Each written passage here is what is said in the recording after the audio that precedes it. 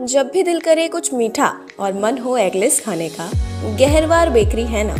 यहाँ मिलता है ताज़ा स्वादिष्ट एगलेस केक, वो भी सिर्फ 10 मिनट में। कोई ऑर्डर की झंझट नहीं, कोई लंबा इंतज़ार नहीं, बस आइए और 10 मिनट में ले जाइए अपना पसंदीदा एगलेस केक।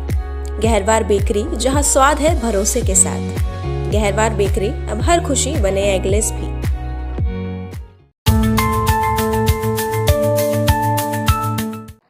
मैं 2 दिन से गुजरात में हूं। कल मुझे वडोदरा, दाहोद, भूज, अहमदाबाद और आज सुबह सुबह गांधीनगर। मैं जहां जहां गया, ऐसा लग रहा है देशभक्ति का ज्वार।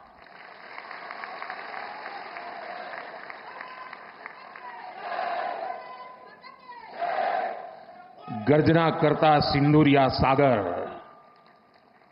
सिंदूरिया सागर की गर्जना और लहराता तिरंगा। जन मन के हृदय में मातृभूमि के प्रति अपार प्रेम। एक ऐसा नजारा था, एक ऐसा दृश्य था। और ये सिर्फ गुजरात में नहीं, हिंदुस्तान के कोने कोने में है।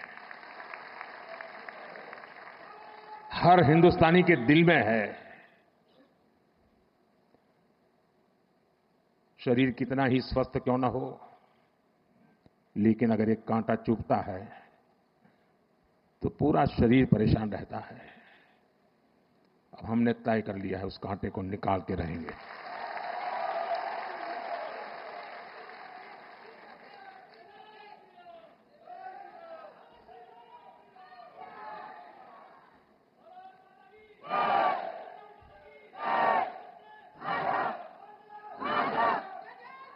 साथियों, 1947 में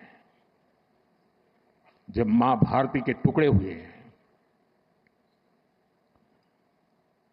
कटनी चाहिए थी तो जंजीरें, लेकिन काट दी गई भुजाएं। देश के 3 टुकड़े कर दिए गए।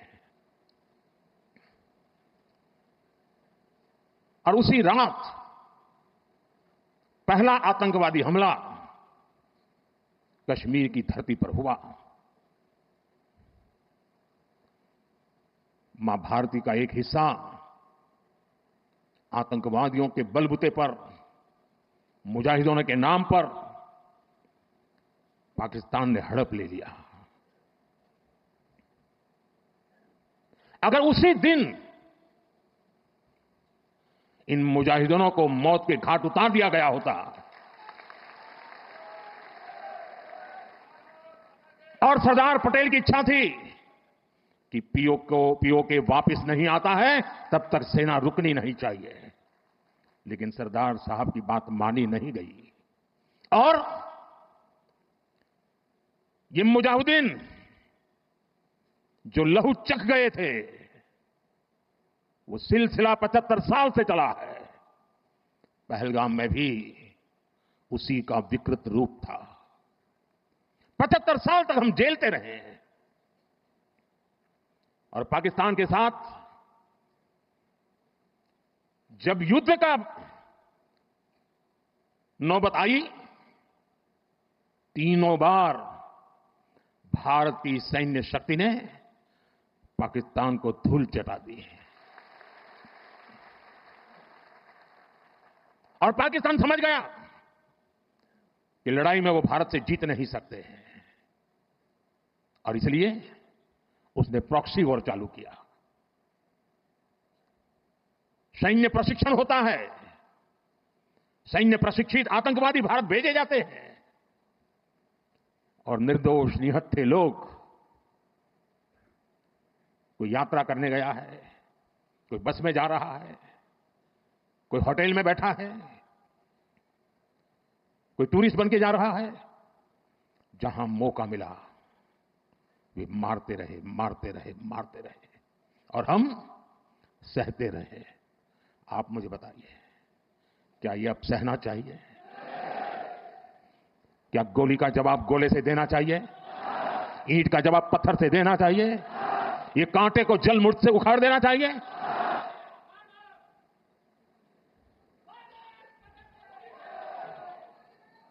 साथियों, ये देश उस महान सांस्कृतिक परंपरा को लेकर के चला है। वसुधैव कुटुंबकम, ये हमारे संस्कार है, ये हमारा चरित्र है। सदियों से हमने इसे जिया है। हम पूरे विश्व को एक परिवार मानते हैं। हम अपने पड़ोसियों का भी सुख चाहते हैं। वे भी सुख चैन से जिए, हमें भी सुख चैन से जीने दे। ये हमारा हजारों साल से चिंतन रहा है। लेकिन जब बार बार हमारे सामर्थ्य को ललकारा जाए तो ये देश वीरों की भी भूमि है।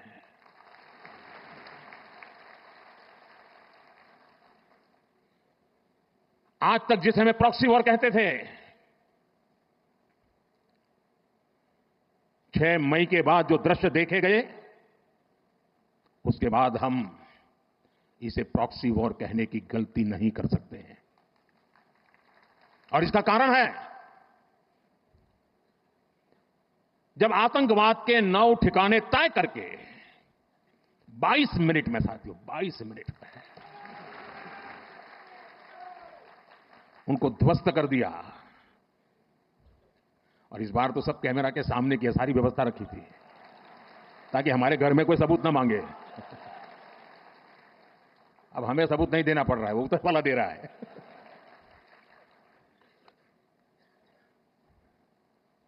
और मैं इसलिए कहता हूं अब ये प्रॉक्सी वॉर नहीं कह सकते इसको, क्योंकि जो आतंकवादियों के जनाजे निकले 6 मई के बाद, जिनका कत्ल हुआ, उस जनाजे को स्टेट ऑनर दिया गया पाकिस्तान में। उनके कॉफिन पे पाकिस्तान के झंडे लगाए गए। उनकी सेना ने उनको सैल्यूट दी।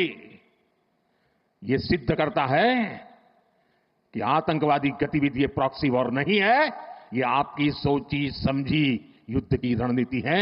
आप वॉर ही कर रहे हैं, तो उसका जवाब भी वैसे ही मिलेगा।